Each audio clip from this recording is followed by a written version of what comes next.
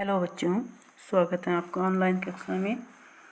आज हम हिंदी गद्य साहित्य में मंत्र पाठ को पढ़ेंगे।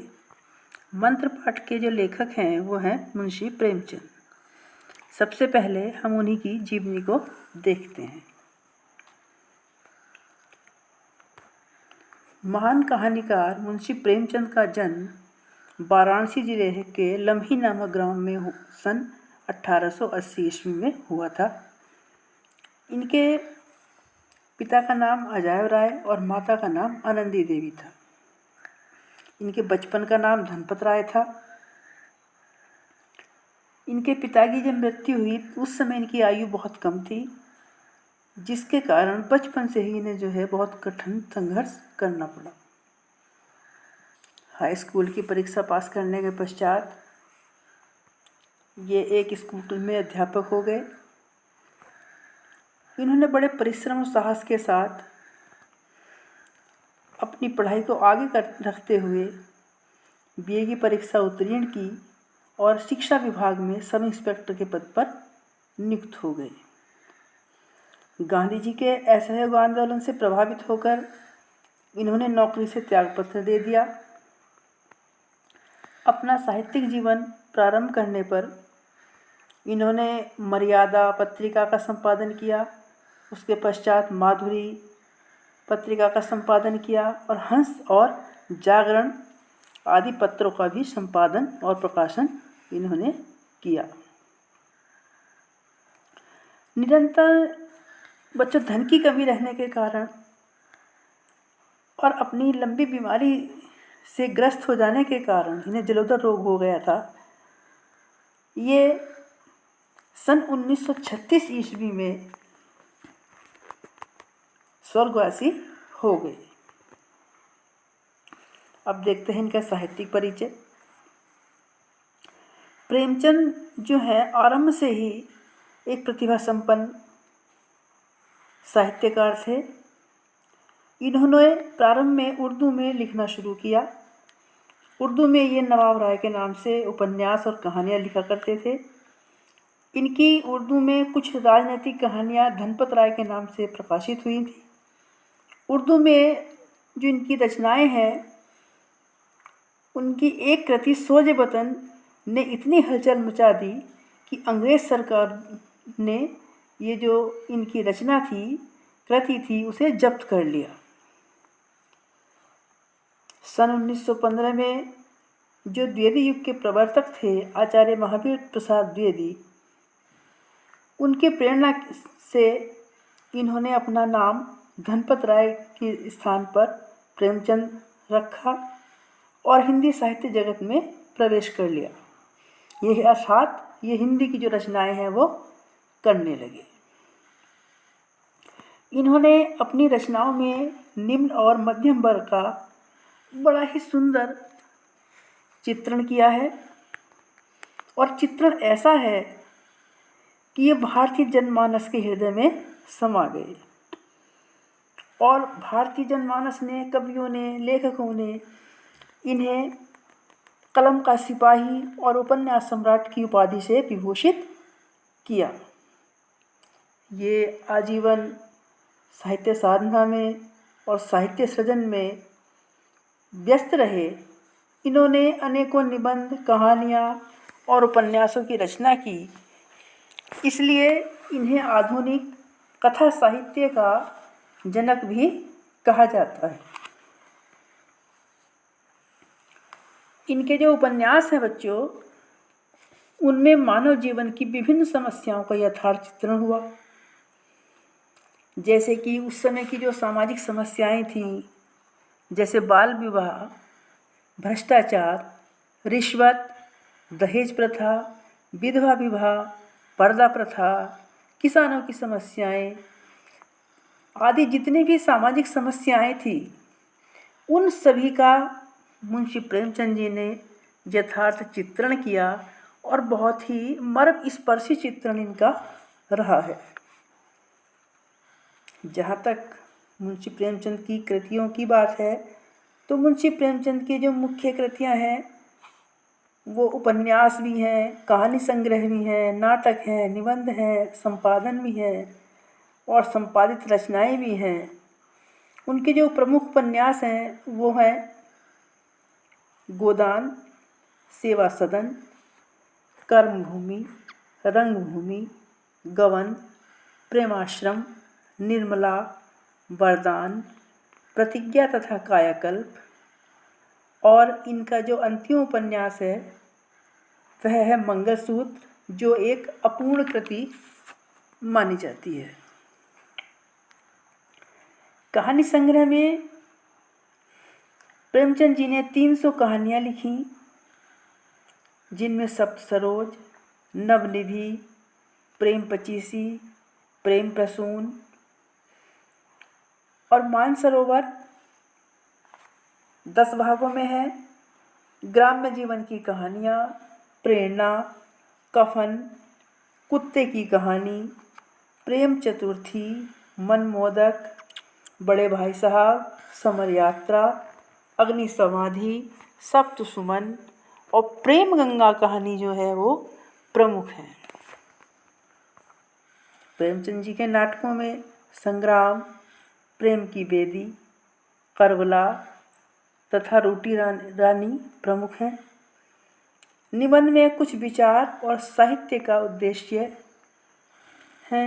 संपादन में प्रेमचंद जी ने माधुरी, हंस, मर्यादा और जागरण का संपादन किया। संपादित रचनाओं में गल्परथ और गल्प समुच्चय आदि हैं। अनुदित रचनाएं अहंकार, सुखदास, आजाद कथा, चांदी की डिबिया, टॉलस्टॉय की कहानियाँ तथा सृष्टि का आरंभ। बच्चों, ऐसा नहीं है कि प्रेमचंद जी ने बच्चों के लिए कुछ नहीं लिखा। जो बच्चों की रचनाएं हैं, बालोपयोगी जो रचनाएं हैं वो हैं तलवार का त्याग, दुर्गादास, कलम, महात्मा शेख सादी और रामचर्चा आदि। भाषा, प्रेमचंद जी की जो भाषा है वो सहज है, प्रभावपूर्ण है, मुहावरेदार है और प्रभावशाली है। इनकी भाषा में अद्भुत व्यंजना शक्ति विद्यमान है। बात बहुत छोटी होती है लेकिन इस प्रकार से कहते हैं कि सामने वाले को स्पष्ट समझ में आती है। इनकी भाषा में संस्कृत के तत्सम शब्दों की प्रधानता है, तो कहीं कहीं इन्होंने उर्दू, फारसी और अंग्रेजी शब्दों का भी यथास्थान जहाँ जिसकी आवश्यकता हुई है उसे प्रयोग किया है। प्रेमचंद जी ने अपने साहित्य में विषय भावों के अनुरूप शैलियों का भी प्रयोग किया है, जिनमें मुख्य रूप से वर्णनात्मक, विवेचनात्मक, मनोवैज्ञानिक, भावात्मक और हास्य व्यंग्य प्रधान शैलियाँ प्रमुख हैं। प्रेमचंद जी का जो हिंदी साहित्य में स्थान है वो अभूतपूर्व योगदान है बच्चों। वह भारतीय जनता के सच्चे प्रतिनिधि साहित्यकार हैं। प्रेमचंद ने अपने साहित्य में यथार्थ का चित्रण कर आदर्श की स्थापना की है। प्रेमचंद कैसे उपन्यासकार हैं? आदर्शवादी। ये निर्धन, दलित, पतित और जो अशिक्षित और शोषित जनता है उनके तथा किसानों के जो है प्रबल समर्थक थे। ये जीवन भर सामाजिक बंधनों में बंधी नारी की वेदना, वर्ण व्यवस्था, किसानों की दीनहीन दशा को सुधारने का प्रयास करते रहे। इनका जो कृतित्व है उसे हिंदी साहित्य में सदैव याद किया जाता रहेगा। जो हमारे पाठ्यक्रम में कहानी है मंत्र, ये प्रेमचंद जी की एक मर्म स्पर्शी कहानी है जो उच्च एवं निम्न स्थिति के भेदभाव पर आधारित है, जिसमें लेखक ने विरोधी घटनाओं, परिस्थितियों और भावनाओं का चित्रण करके कर्तव्य बोध का मार्ग भी दिखाया है। कहानी जो मंत्र है वो इतनी रुचिकर है कि पाठक जब पढ़ने के लिए बैठता है तो मंत्रमुग्ध होकर पूरी कहानी को पढ़कर ही समाप्त करता है। अब हम अपनी कहानी देखते हैं।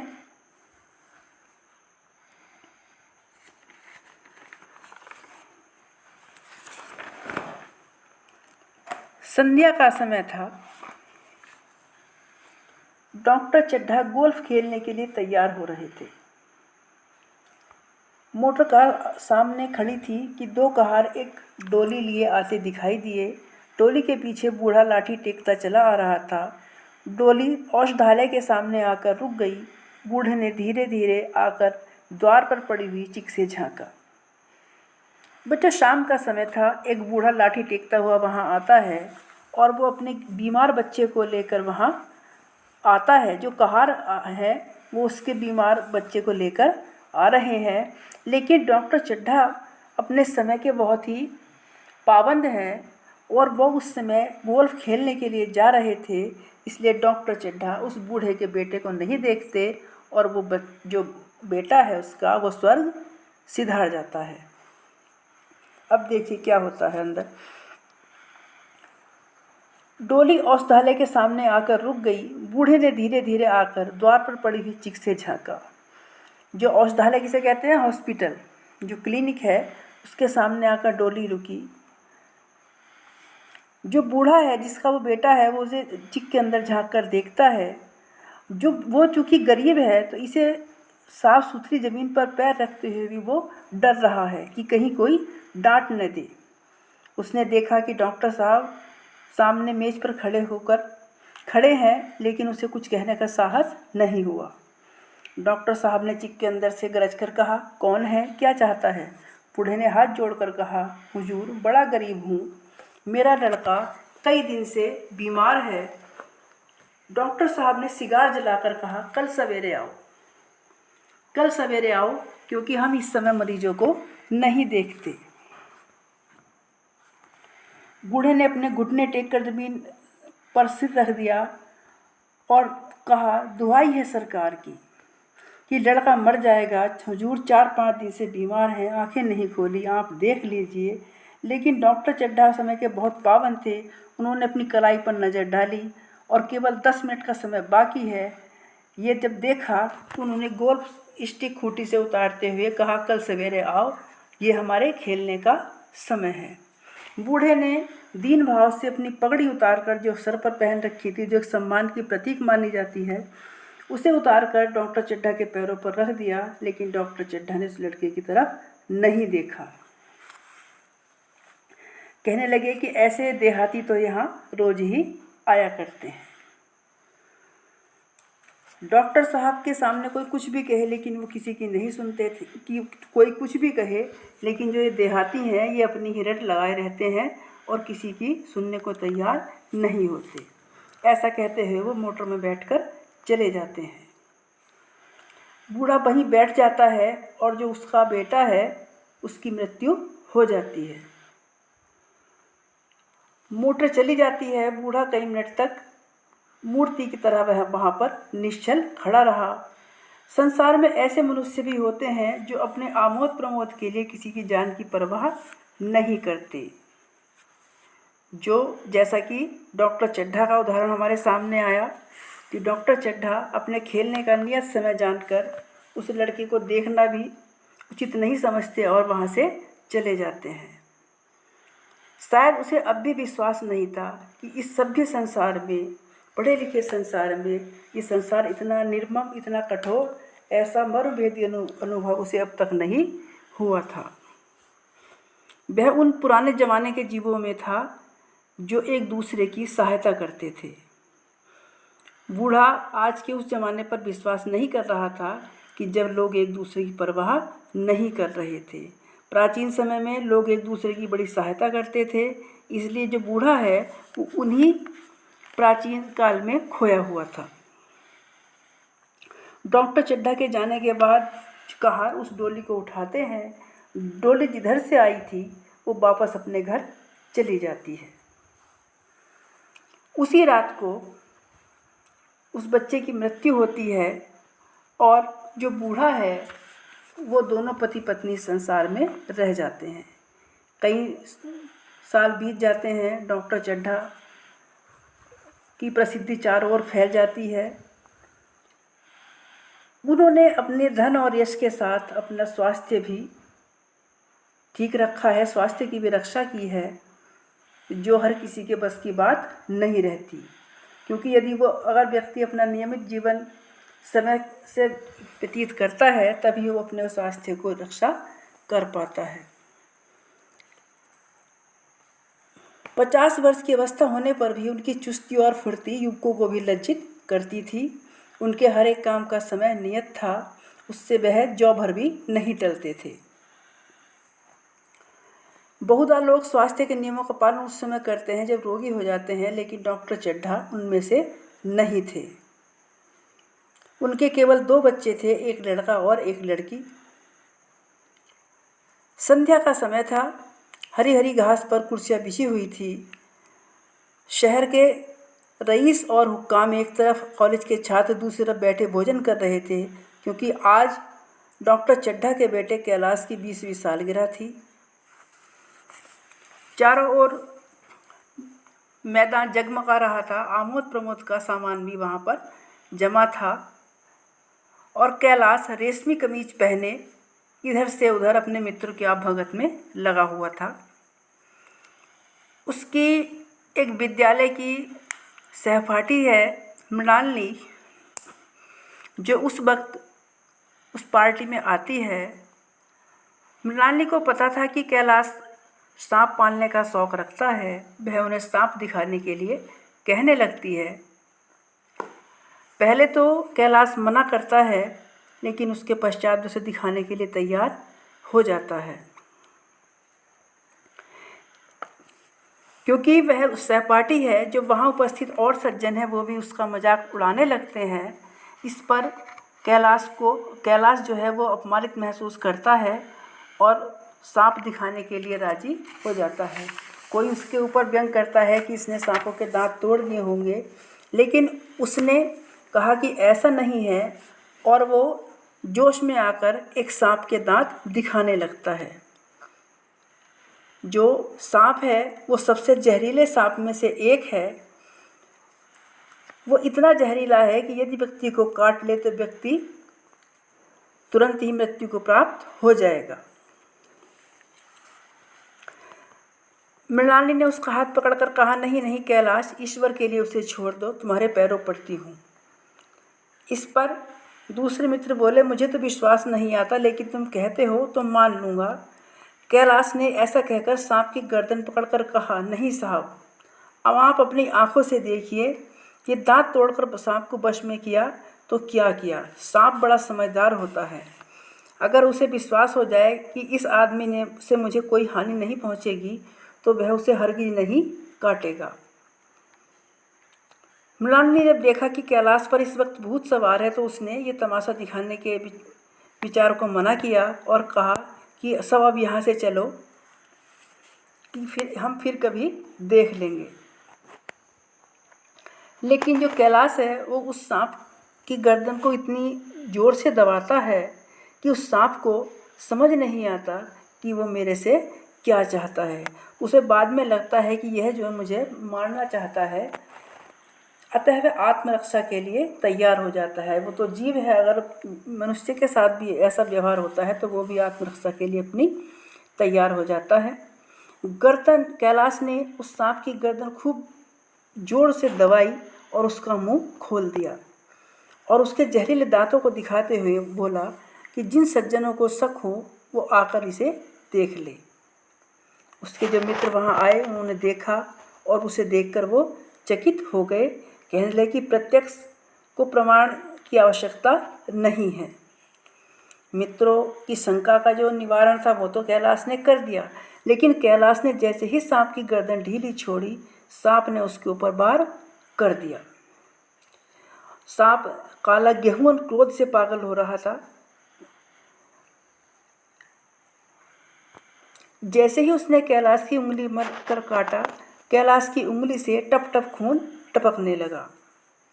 उसने ज़ोर से अपनी उंगली दबा ली और अपने कमरे की ओर दौड़ा, क्योंकि उसने जहाँ उसका कमरा था उस कमरे में सांपों के काटने की जड़ी बूटियों को रखा हुआ था। उसने अपनी दराज से घातक विष को दूर करने वाली जो कितने भी तेज विष को दूर कर सकती थी, ऐसी जड़ी बूटी को लगाया, लेकिन उससे उसे कुछ नहीं हुआ। डॉक्टर साहब भी दौड़कर वहाँ आए। उन्होंने फ़ौरन उंगली को जड़ से कसकर बांधा और जड़ी पीसने के लिए दी। डॉक्टर साहब चूँकि इन चीज़ों को नहीं मानते थे, जड़ी बूटियों को नहीं मानते थे, इसलिए वो चाहते थे कि वो नस्तर लगाकर उस उंगली को काट दे। लेकिन कैलाश जो उन जड़ी बूटियों को रखता था और सांपों को पालता था, उसे उन जड़ी बूटियों पर पूर्ण विश्वास था। इसलिए उसने डॉक्टर चड्ढा को उंगली काटने से रोक दिया। जड़ी पीसी जाने लगी, लेकिन उसी 1 मिनट में कैलाश की जो है उसकी आंखें झपकने लगी, उसके ओठों पर पीलापन दौड़ने लगा और वो इतना स्थिति उसकी खराब होने लगी कि वो 1 मिनट के लिए भी वहाँ पर खड़ा न रह सका और फर्श पर बैठ गया। सारे मेहमान जो वहाँ थे वो कमरे में इकट्ठा हो गए, कोई कुछ कहता, कोई कुछ। इतने में जड़ी पीस कर भी आ गई। मृणालिनी जो कैलाश की सहपाठिनी है, उसने उंगली पर लेप किया और 1 मिनट और बीता। कैलाश की आंखें बंद हो गई और वो लेट गया। उसकी जो माँ थी, उन्होंने दौड़कर उसके सर को अपनी गोद में रख लिया और वहाँ एक टेबल फैन भी लगा दिया। डॉक्टर साहब ने झुककर कहा, कैलाश कैसी तबीयत है? कैलाश की स्थिति इतनी बिगड़ चुकी थी कि वो केवल हाथ उठा पाया, मुंह से उसने कुछ भी नहीं बोला। आधे घंटे तक यही हाल रहा। कैलाश की जो दशा थी वो बिगड़ती ही जा रही थी। उसकी आंखें पथरा गईं, हाथ पांव ठंडे हो गए और नाड़ी का कहीं पता नहीं था। मौत के सारे लक्षण जो है कैलाश के दिखाई देने लगे थे। घर में कोहराम मचा। एक महाशय बोले कि कोई झाड़ मंत्र फूंकने वाला हो तो संभव है अभी भी जान इसकी बच जाए। डॉक्टर चड्ढा कहने लगे, मेरी अकल पर पत्थर पड़ गए थे, मेरी अकल ने काम नहीं किया, नहीं तो मैं इसकी बातों में आ गया, नस्तर लगा देता तो यहाँ तक नौबत नहीं आती। कि मैंने इसे बहुत समझाया, बेटा सांप न पालो, मगर कौन सुनता। चलो बुलाइए, किसी झाड़ फूक वाले को ही बुलाइए, मेरा सब कुछ ले ले, लेकिन मैं कैलाश को मेरे जीवित कर दे। एक माह से किसी झाड़ने वाले को बुलाकर लाए, लेकिन वो भी कुछ नहीं कर पाए और वो वहाँ से चले गए। एक सज्जन कहने लगे, अरे मूर्ख, यह क्यों नहीं कहता कि जो कुछ न होना था हो चुका। माँ बाप ने बेटे का सेहरा कहाँ देखा? जो उसकी सहपाठिनी मृणालिनी, उसकी कामना तरु का पल्लव और पुष्प रंजित हो उठा?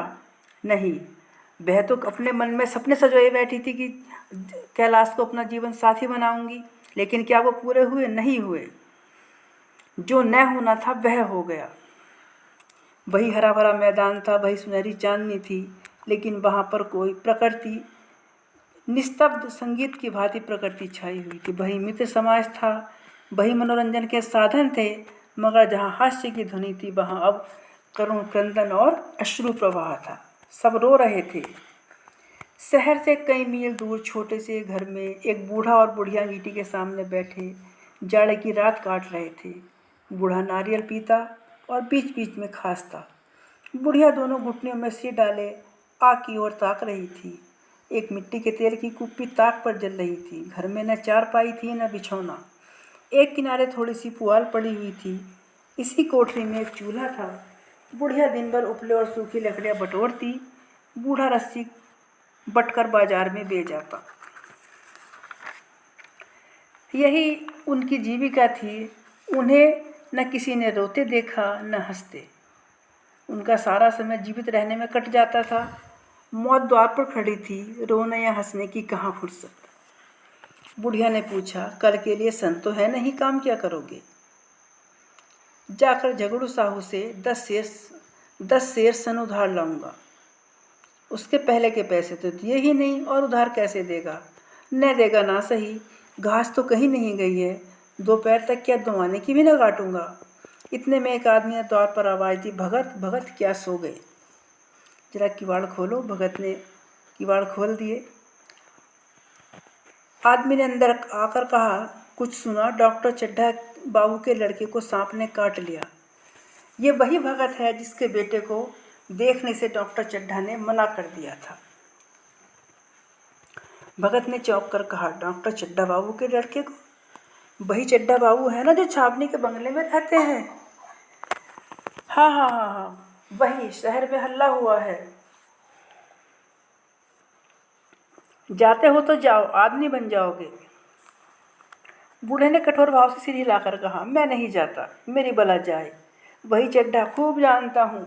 भैया को लेकर उन्हीं के पास गया था, खेलने जा रहे थे। पैरों पर गिर पड़ा कि नज़र देख लीजिए, मगर सीधे मुंह से बात तक न की। भगवान बैठे सुन रहे थे। अब जान पड़ेगा कि बेटे का कम कैसा होता है। कई लड़के हैं, नहीं यही तो एक लड़का था। सुना है, सबने जवाब दे दिया। भगवान बड़ा कारसाज है। उस वक्त मेरी आंखों से आंसू निकल पड़े, पर उन्हें तनिक भी दया न आई थी। मैं तो द्वार पर होता तब भी न जाता। तो न जाओगे? हमने जो सुना था सो कह दिया। अच्छा किया। कलेजा ठंडा हो गया, आंखें ठंडी हो गई, लड़का भी ठंडा हो गया होगा। तुम जाओ, आज चैन की नींद सोऊंगा, एक चिलम और पीऊंगा।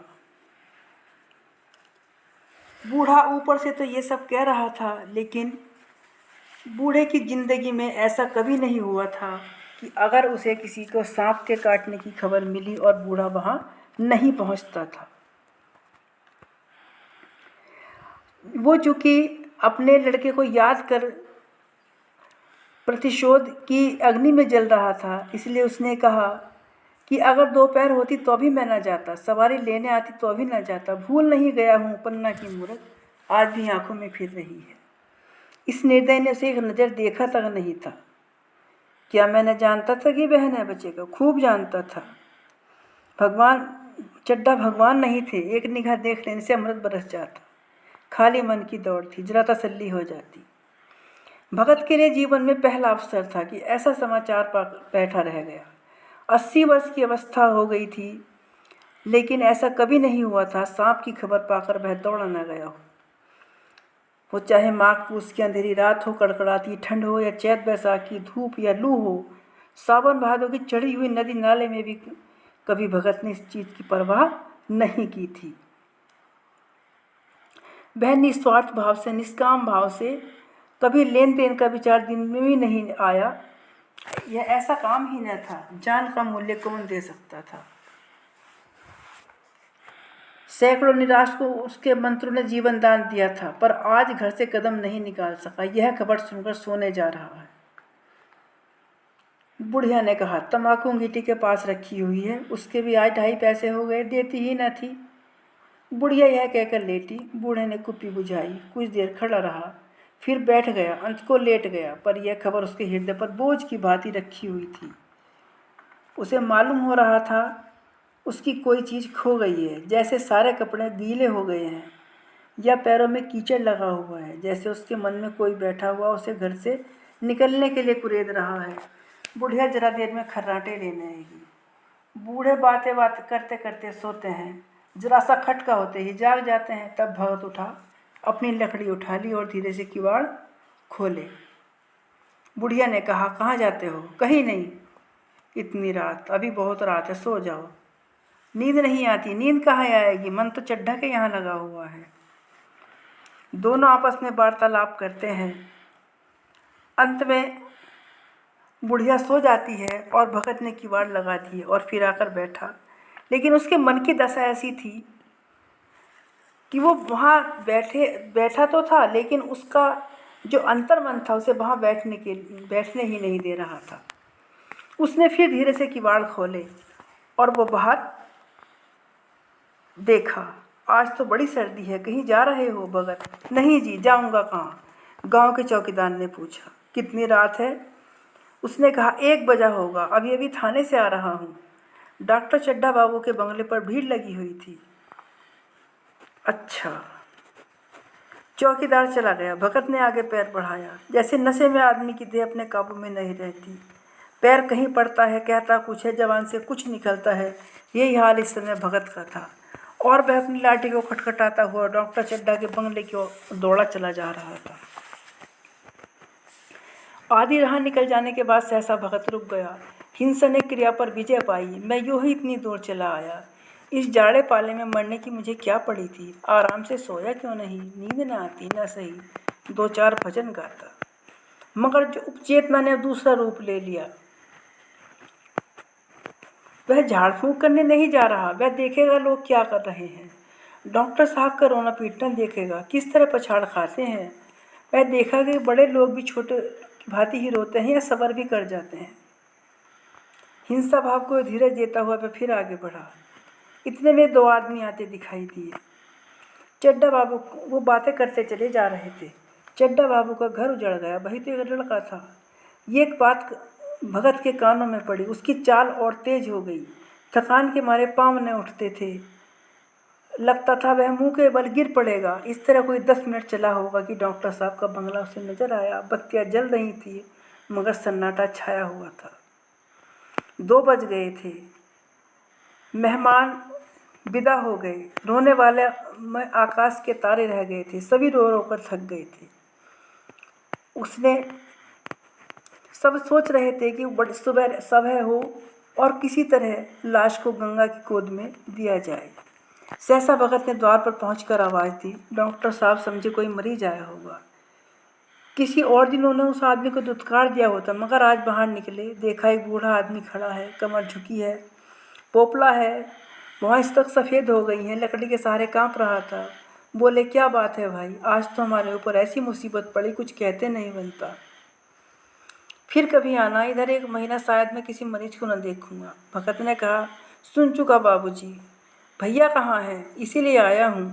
भगवान बड़ा कारसाज है, मुर्दे को जिला सकता है, न जाने कौन, उसे अब भी दया आ जाए। चड्ढा ने कहा, चलो देख लो, मगर 3-4 घंटे हो गए, जो होना था हो चुका। बहु तेरे झाड़ने फूंकने वाले देख कर चले गए। डॉक्टर साहब को आशा तो क्या होती, बूढ़े पर दया आ गई, ले गए। भगत ने लाश को 1 मिनट तक देखा, मुस्कुराकर बोला, अभी कुछ नहीं बिगड़ा बाबूजी, नारायण चाहेंगे तो आधे घंटे में भैया उठ बैठेंगे। आप नाहक दिल छोटा कर रहे हैं, जरा कहारों से कहिए पानी तो भरें। कहारों ने पानी भर भर कर कैलाश को नहलाना शुरू किया। पाइप बंद हो गया। कहारों की संख्या अधिक न थी। मेहमानों ने कुएं के अहाते से पानी भर भर कर कहारों को दिया और सब ने कैलाश के सिर पर डाला। बूढ़ा भगत खड़ा खड़ा मुस्कुराकर मंत्र पढ़ रहा था, मानो विजय उसके सामने खड़ी है। जब एक मंत्र समाप्त हो जाता, तब वह एक जड़ी कैलाश को सूंघा देता। इस तरह न जाने कितने घड़े कैलाश के सिर पर डाले गए, कितनी बार मंत्र फूंका गया। आखिर जब उषा ने अपनी लाल लाल आंखें खोली, तो कैलाश की भी लाल लाल आंखें खुल गईं। एक क्षण में उसने अंगड़ाई ली और पानी पीने को मांगा। डॉक्टर चड्ढा ने दौड़कर नारायणी को गले लगा लिया। नारायणी दौड़कर भगत के पैरों पर गिर पड़ी। मृणालिनी कैलाश के सामने आंखों में आंसू भरे पूछने लगी, अब कैसी तबीयत है।